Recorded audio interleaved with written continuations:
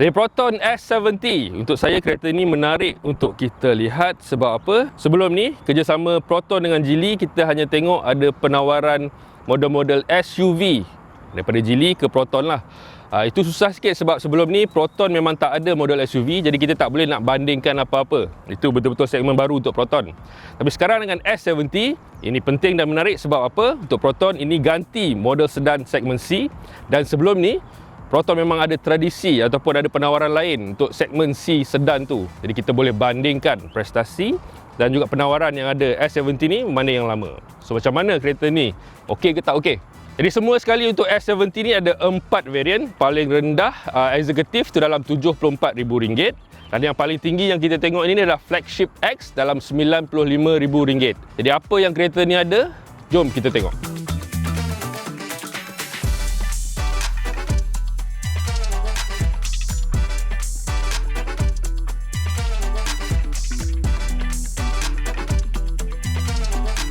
Jadi untuk Proton S70 ni ramai yang dah tahu dia punya model asas dia adalah Geely M Grand dekat China tu. Tapi apa yang lebih penting adalah model ini bukanlah rebatch yang kosong tu, bukan setakat tukar lencana, tukar grill jadi tak. Sebab Proton luangkan masa, habiskan masa sebanyak 260,000 jam kerja untuk buat R&D, dan lebih penting ada 453 macam tu parts baru yang tak ada pun dekat model dekat China tu tapi ada dekat S70 ni. Jadi untuk S70 ni dia sebenarnya menggunakan platform Geely tu yang BMA tu untuk segmen B, tapi Proton pasarkan kata ini segmen C. Jadi macam mana tu? So untuk kita tahu dan lebih jelas, kita tengok perbandingan dari segi saiz dia lah.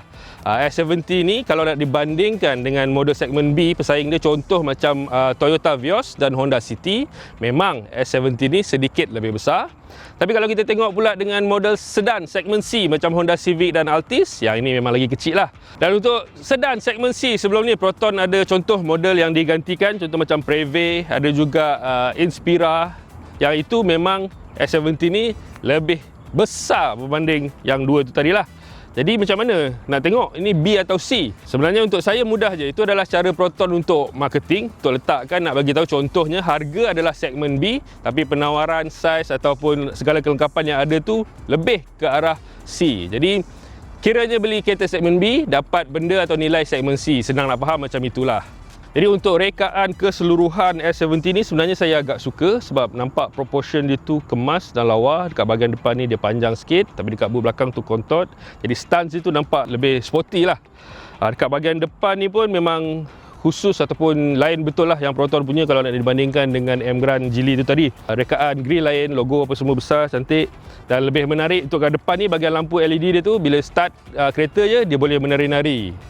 Jadi rekaan untuk belakang ni pun sama juga macam kat depan, saya rasa menarik, simple. Dekat belakang ni pun best juga. Cuma dia ada satu lagi elemen yang saya rasa memberi sedikit kelainan dan nampak lebar untuk S70 ni adalah bahagian lampu ni lah. Satu jalur penuh kat belakang, nampak menarik dan prominence sangat dia punya kehadiran itulah atas jalan ataupun bila malam kita tengok, sangat cun. Nama Proton pun agak besar. So tak terlampau fancy sangat, dia nampak sederhana tapi dia nampak untuk saya sangat kemas dan bagi image sporty tu yang lebih menarik lah. Tambahan pula ada spoiler ni yang datang, kalau tadi kita ambil body kit tu sekali, datanglah dengan spoiler ni juga. Jadi dekat ruang kabin S70 ni saya rasa sangat banyak benda-benda baik yang boleh dicakapkan, sangat banyak peningkatan berbanding segmen C Proton yang lain, boleh kata macam tu juga. Misalnya antara yang paling ketara untuk saya adalah soft touch ni lah, material-material lembut ni. Bahagian atas papan pemuka ni semua lembut. Bahagian atas ni keras tapi dekat panel pintu ni dia ada balik sentuhan-sentuhan lembut tu lah. Itu yang kasih bukan saja nampak premium tapi rasa pun lagi best lah. Benang ni misalnya nampak macam betul, jahitan yang betul, bukan hiasan nampak ya.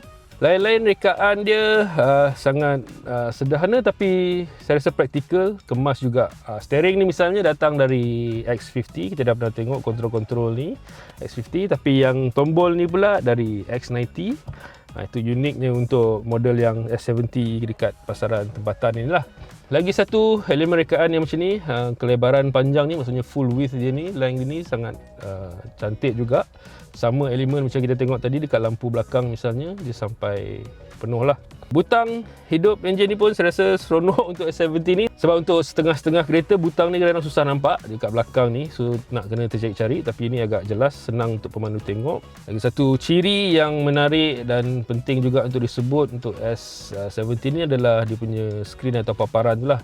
Untuk meter cluster untuk pemandu ni digital 10.3 inci. Yang ni pun sama, besar juga, 12 lebih inci ni. So dua-duanya jelas, full digital dan mudah untuk tengok apa semualah. Kalau ada benda yang tak suka dekat sini, misalnya dekat skrin ni, kawalan dia banyak semua kat dalam ni. So itu untuk saya agak menyusahkan dan tak praktikal lah. Terutamanya bila kita tengah memandu, nak bagi perhatian penuh. So itu benda-benda yang sedikit tak best. Untuk skrin tengah ni, untuk infotainment punya, besar, jelas, apa semua, ya. Tetapi setakat video ni dirakam untuk S70 ni masih tak ada Apple CarPlay dan Android Auto. Itu saya rasa untuk kebanyakan orang mungkin, terutamanya yang muda-mudi ni, itu adalah satu ciri yang sedikit potong lah bila tak ada. Terutamanya untuk flagship X yang varian paling tinggi untuk S70 ni kan. Proton kata tak lama lagi akan ditawarkan, mula dengan X90 dulu, kemudian akan ada juga untuk S70 ni, tapi bila belum tahu lagi. Itu satu kekurangannya lah. Lagi kelebihan, ada wireless charger kat sini, so senang. Kalaupun risau pakai setakat ni, nak pakai Bluetooth punya sambungan dari telefon ke apa semua boleh, tapi kalau risau bateri tu habis, tak payah risau sangat lah. Letak je dekat wireless charger ni sambil-sambil connect tu kan, so tak ada masalah. Untuk ruang, banyak poket-poket ruang kat dalam ni, terutamanya kat sini, kat bawah ni juga. So ada juga 12 watt punya soket apa semua tu. Jadi banyaklah poket-poket kecil ni macam kat sini apa semua. So ruang-ruang ni membantulah untuk elakkan barang daripada berterabur kan waktu kita bawa tu. So boleh letak elok-elok dalam poket-poket ni. Untuk flagship X ni juga dia ada tambahan sunroof ni lah. Tapi nak activate, nak buka tutup dia sama juga. Semua nak kena masuk dalam ni. Dan satu lagi perkara ataupun benda yang saya suka sebenarnya, saya agak bila lama luangkan masa dengan kereta ni, saya makin suka benda tu adalah rekaan seat ni lah. Kat bawah ni tak banyak sangat support, tapi untuk bahagian badan saya dekat tengah ni dia ada benjolan dia tu. Agak sedap untuk badan saya. So itu selesa lah. Dia bawa macam mana pun kat selekor apa semua tu dia peluk dengan sedap tu. Itu yang menarik, dan juga material dia lah. Yang ni full kulit lah. Dan rekaan ni pun nampak nice. Jadi untuk ruang belakang ni pula, untuk kaki saya rasa cukup selesa. Sebab ini posisi memandu saya sendiri, agak kaki panjang. Kat belakang tu masih berbaki ni lah. Kalau nak dibandingkan, mungkin ini lebih kurang dengan Vios, tapi mungkin Honda City ada lebih banyak sikit lagi dia punya ruang untuk lutut dan kaki ni lah. Macam biasa kat depan ada juga corong aircon, ada dua, boleh alihkan arah dia. Ada juga slot untuk charging lah, ada dua kat situ. Yang saya tak suka kat belakang ni adalah seat ni, sebab kalau tengok dia punya rekaan dia rata, so agak susah lah kalau belok-belok ni mungkin senang nak lari kiri kanan kan. Cuma satu lagi kelebihan ruang yang ada kat dalam S70 ni kalau dibandingkan dengan Toyota Vios adalah ni. Sebab untuk Vios dia punya roofline punya design tu ala-ala fastback, so dia rendah. Dan biasanya saya akan terkena lah. So untuk S70 ni saya tak ada masalah tu. So ruang kepala sangat selesa dan luas. Itu kelebihan untuk S70. Jadi untuk ruangan barangan kat belakang ni pun dia lebih kurang sama dengan pesaing-pesaing dia dalam segmen B itulah. So dia ada dalam 500 liter kapasiti untuk muat barang. Dekat bawah tu ada tayar spare tapi saiz dia kecil, space saver punya. Dan untuk bawa barang panjang boleh, tapi kekurangan dia sikit sebab seat kat depan tu dia boleh turunkan 60-40 punya split. Tapi ruangan bukaan itu tak berapa besar lah. So kalau barang panjang yang tirus mungkin boleh dilajak masuk kabin sikit. Tapi kalau yang panjang betul tak boleh sebab dia kecil je bukaan itu.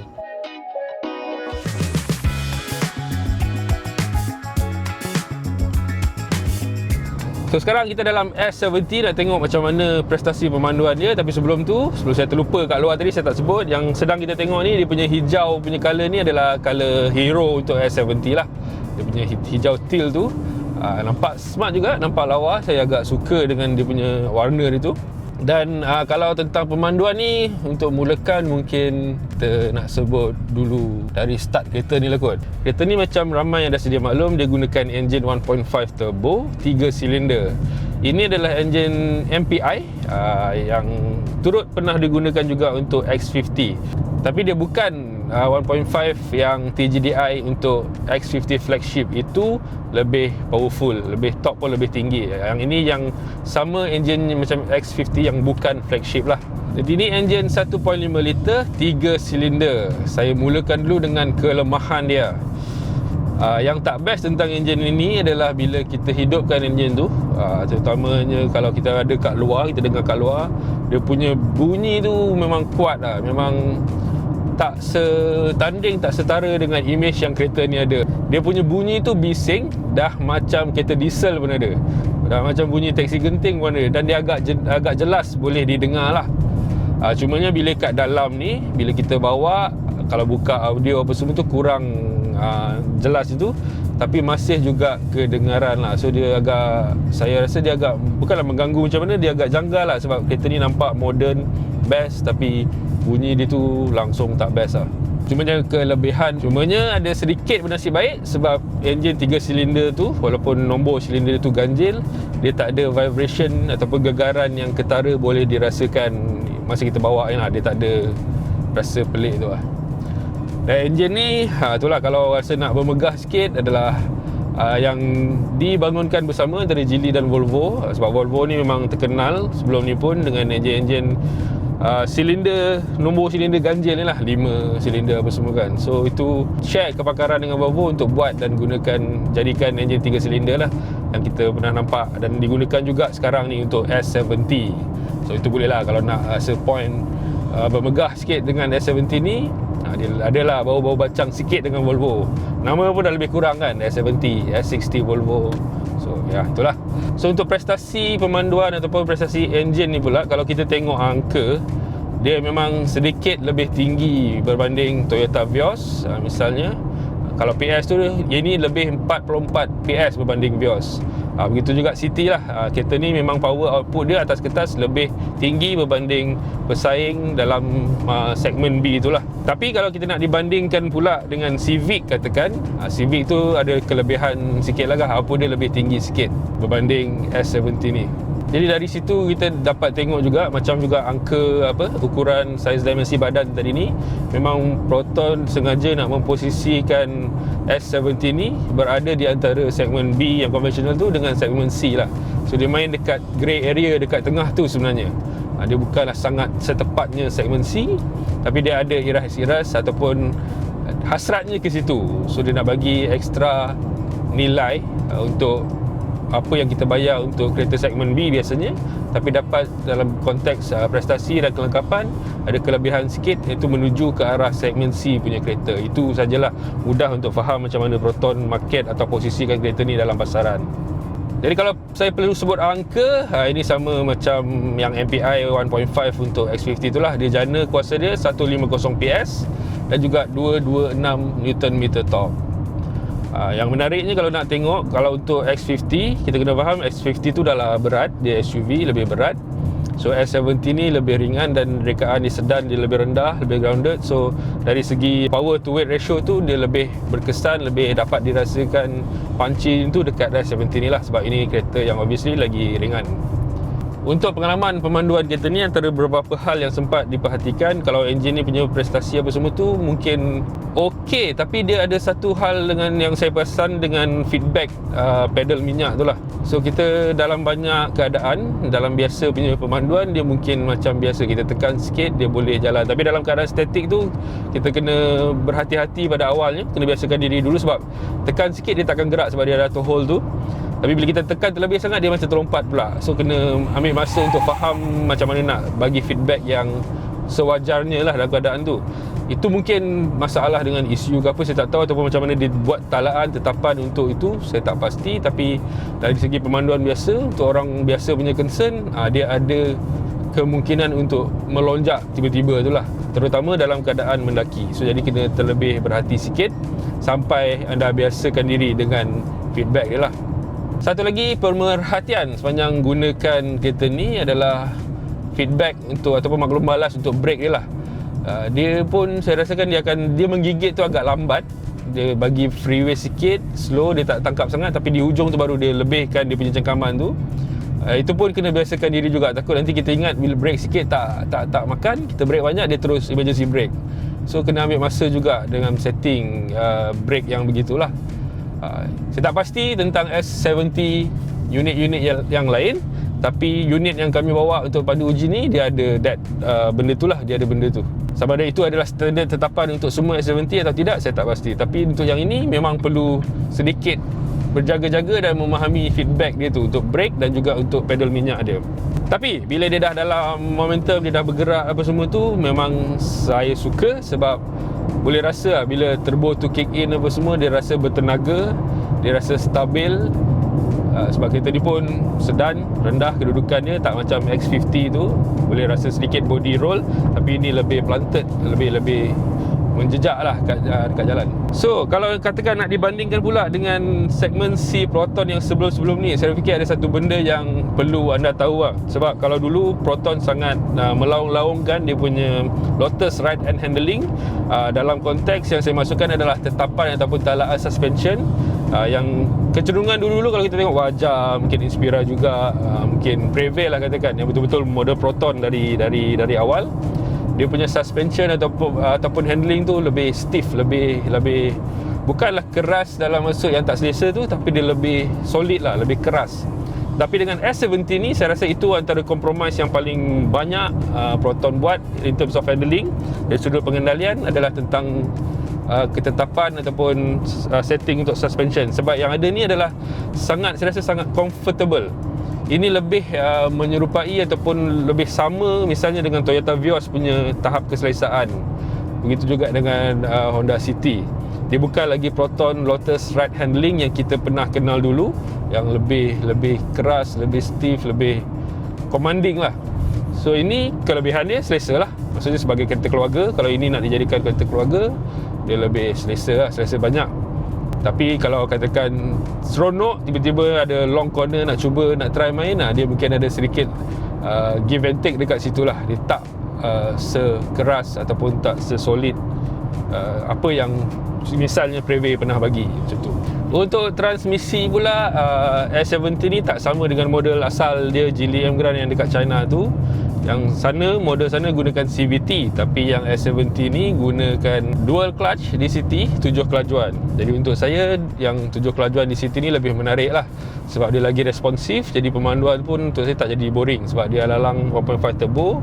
Jadi engine pun responsif, dengan transmisi pun yang boleh cope dengan dia, lagi menarik lah. Misalkan kalau nak manualkan shift gear pun boleh. Cumanya yang pelik sikit, dia shift dekat S70 ni, dia kiri kanan lah untuk manual itu. Kiri untuk turunkan gear, kanan untuk naikkan gear. So biasanya atas bawah sebab senang.